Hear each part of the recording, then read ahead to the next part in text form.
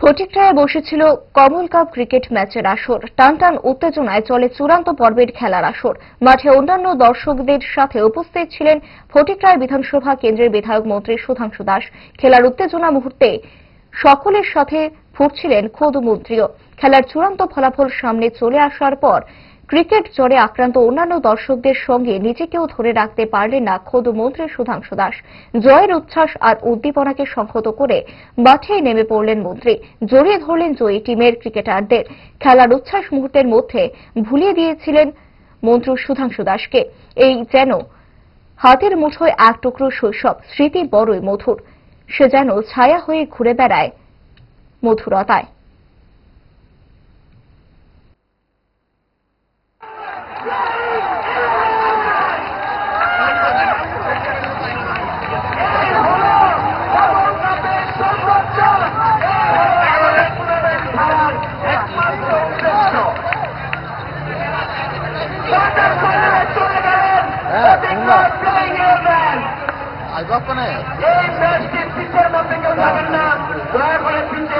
কেউ যাবেন না।